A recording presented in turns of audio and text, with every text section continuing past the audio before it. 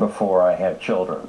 That's right, yeah. But the welfare state actually discouraged some men from marrying the woman. Oh, yes. She would lose the check. That's right. The government has said to many young women, I am the father. Yeah, and so the father, black males, have become dispensable. Black illegitimacy was 19% in 1940, but it skyrocketed during the Great Society, and now it's over 70%. Yeah, it's over, and that's a heck of a start in life. That is, to be born, you don't know who or where your father is. That's not really a great start in life. All right, let's move on to licensing laws. Now, again, this is something that people tend to like, and outside this studio, just out there, are 10,000 yellow taxis. And it's intuitive to think that government should license those cabs, make sure they're safe, make sure the drivers are competent, limit the number of them so you don't have chaos out there.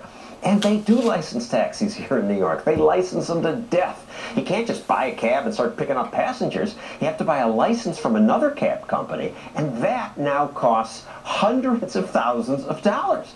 Regulation itself has priced poor people out of the taxi business. And again, Dr. Williams saw that years ago. I drove a cab back in 1957 for a while.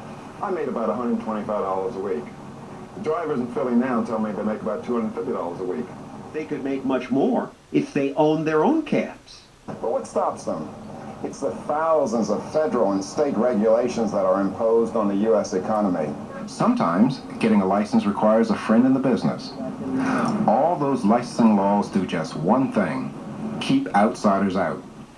I mean, I can see when a medallion in New York now costs $600,000, it keeps poor people out, but are you saying just have no licensing, let anybody hang out a shingle, just go by, offer to pick people up? That frightens me. Well, compare New York City, where a license to own and operate a taxi is $603,000 as of last year. Well, there are not many black-owned taxis in New York City. You go to Washington, D.C., and you see most of the taxis are owned by blacks. And so can you say, oh, well, there's Washington, D.C. is just a wonderful city for blacks. No, it takes $200 in order to get a license to own and operate one taxi, and that makes the difference. The unintended consequences of well-intended regulation, hurting the people that the politicians claim to be helping.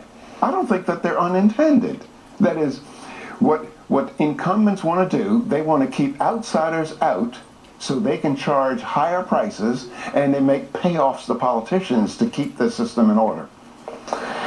Well, on that note, stick around because our audience wants, which is mostly students tonight, is going to ask you some questions and grill you about this. But next, another example of a business that helps minorities that government is trying to crush.